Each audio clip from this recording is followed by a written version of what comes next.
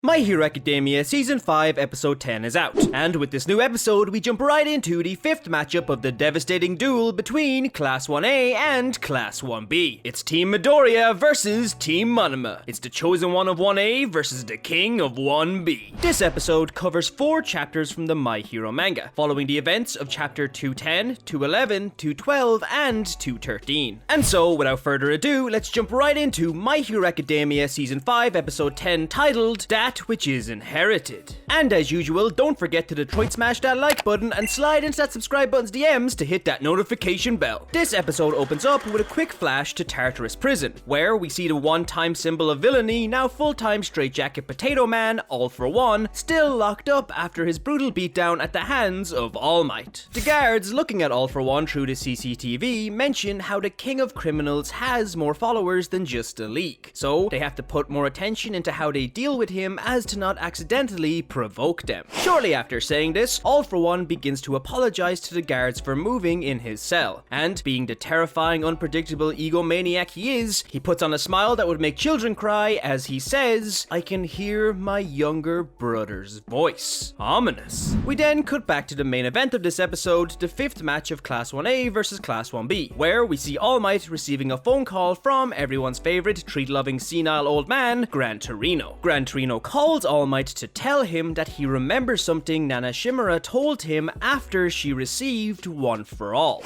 Nana Shimura, you truly were taken before your time. Gran Torino tells All Might that Nana informed him that shortly after receiving the Quirk One For All, she too had a vision similar to the one Deku had previously in this season, where she witnessed the birth of One For All. However, after the vision ended, she heard the words, "The time has not yet come." Hearing this, All Might notes how the first user told Nana it's not time yet, implying that the time for whatever he is referring to eventually will come. And with this, All Might looks on at the big screen where we see the current successor of One For All, ex-crybaby, now baby daddy, Izuku Midoriya, running with his team as they prepare for the upcoming fight. Midoriya, after witnessing Team Bakugo's monstrous defeat over Team Setsuna, does as he always does and decides that he is going to steal his superior classmate's strategy. Because just like any tuber who makes simple episode reviews of ongoing anime, God forbid he comes up with an original idea. As Midoriya charges ahead, trying to get the attention of the opposing team, he blocks incoming projectiles, hears a feminine scream, and sees Monoma standing by himself in the distance. Now, it's supposed to be implied that the feminine scream was actually Shinzo imitating Uraraka to try and trick Midoriya into revealing the location of his teammates. But I like to believe that it was actually just a wild Monoma fangirl who shrieked with utter ecstasy at his mere presence. I know you're out there somewhere, Monoma fangirls, and I see you. As Midoriya finds his footing, Monoma does what he does best and begins to berate our hero, calling him heartless for not even looking in the direction of his teammates after hearing the scream. And then Monoma partakes in his favorite hobby and begins to mock Bakugo. Because we all know that ends well. Midoriya, hearing this mockery, hesitates to respond to Monoma, as he could potentially have copied Shinzo's quirk, which, let's be honest here, is an absolutely terrifying thought. Screw One For All, Monoma with brainwashing is the real OP ability. While all this is going on, Uraraka, Mina, and Mineta are having their own little battle with the rest of Team Monoma, and by battle, I mean they're getting their asses whooped. Reiko, Yui, and Shota are all using their quirks in perfect tandem to overwhelm Team Midoriya with a barrage of unpredictable projectiles, all while not breaking a single sweat. I mean, look, they're just standing perfectly still, all relaxed, while Mina, Mineta, and Uraraka are fighting for their lives. But hey, if you ask me, Team Midoriya is still winning, because unlike Yui and Reiko, they actually have personalities.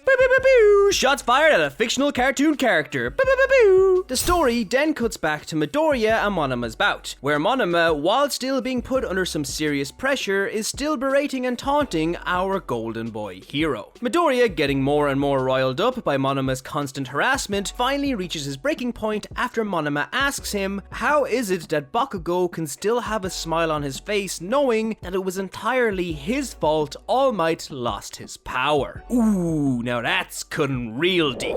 Hearing this, Midoriya, now filled with a newfound rage, begins to access more of One For All's power. But before he can let loose all of his anger, his hand suddenly explodes with some form of black energy. And it's here where All Might reveals this is what the first user of One For All meant meant by the time has come. The black energy coming out of Midoriya's hand begins to sporadically shoot around the surrounding area, destroying anything that gets in its way. Midoriya, now reeling in pain from this mysterious energy, realizes that he can't control it, and he cries out to Monoma to just run away. With this, our poor baby boy begins to catapult around the arena, being launched around like a rag doll by the black tendrils. At one stage, he even lands beside the hiding Shinzo, who, in seeing the squirming Midoriya, has the face of someone who is thinking, "What the fuck is happening? I did not sign up for this shit!" As the tendrils go wild, destroying most of the arena, the other members from Team Monoma and Team Midoriya see the chaos in the distance. And in seeing her boy toy crying out in pain at this new uncontrollable power, Uraraka jumps onto Midoriya's back and tries to calm him down and help him out. We also get a nice little touching scene here where Uraraka thinks about why she wanted to be a hero in the first place, and she ultimately decides that she is going to be a hero who helps other heroes in need. It's a great character moment for Uraraka, and it shows that her experiences in the overhaul arc really did have a lasting effect. While Uraraka is attempting to calm down Midoriya, she calls out to Shinzo, who she asks to brainwash Midoriya in the hopes that it will stop the tendrils. Shinzo, thinking about what he should say to Midoriya to make him respond, reminisces about his and Midoriya's past, and he remembers how he was so excited to learn that he would get to face off against Midoriya in this match, because he really wanted to show Midoriya just how much he has grown. And so, the usually stoic and emotionless Shinzo takes off his mask and with a smile on his face, shouts out to Midoriya asking for a fight. And Midoriya responds, yeah. Shinzo's brainwash takes effect and the black energy tendrils stop in their tracks. But as Midoriya begins to fall from the sky with Uraraka, his consciousness gets sucked back inside of One for All, where he is confronted by the fifth wielder of the quirk, Daijiro Banjo. And it's here where it's revealed that the spirits of One for All's previous users all live within the quirk. Daijiro explains that the black energy tendrils were caused by his quirk activating in Midoriya. Daijiro goes on to say that the core of One for All is beginning to expand, meaning that the strength of the previous user's spirits are also getting stronger, which will result in Midoriya gaining all of their abilities. That's right, Midoriya is going to get all of the original quirks of the previous users of One for All. If only little quirkless Izuku could see himself now. Daijiro finishes his talk with Midoriya, telling him that his quirk is powered by anger, and that it's okay to get angry, but his heart must be in the right place to use it to its full potential. And with this, Daijiro disappears and Midoriya regains his consciousness in the real world. Now, if you were a little confused on what is happening with One for All, or want to learn more about the quirk Blackwhip,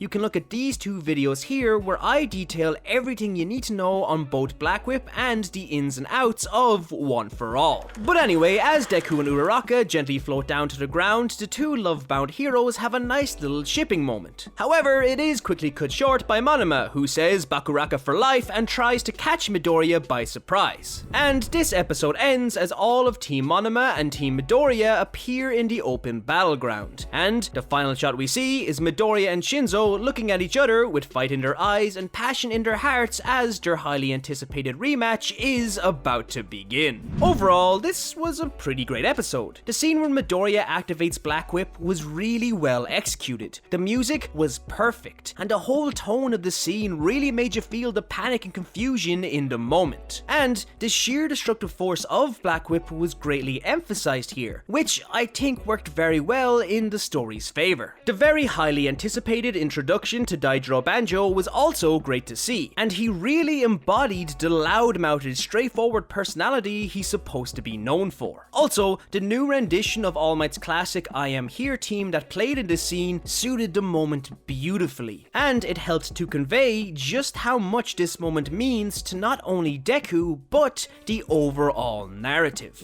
I also have to mention that I loved the little moment where All Might wants to call off the fight, but Aizawa, in seeing Shinzo and Midoriya face off, decides that they won't stop it just yet. It's a cool nod to Midoriya's first fight with Bakugo, where the other classmates told All Might to call off the fight, but he refused because he knew how much the fight meant to Midoriya. And now Aizawa is doing that very thing for Shinzo. He knows he should call it off, but he also knows that Shinzo needs this fight, so he will let it continue. I'd give this episode a 7.5 or 8 out of 10. I don't think it was as good as Team Todoroki versus Team Tetsu, but it definitely is one of the better episodes of this season. But let me know what you thought of this episode. If you like this video, don't forget to leave a like. For more My Hero content, subscribe to the Lunchtime crew. Thank you so much for watching, and I'll see you in the next video. Plus Ultra.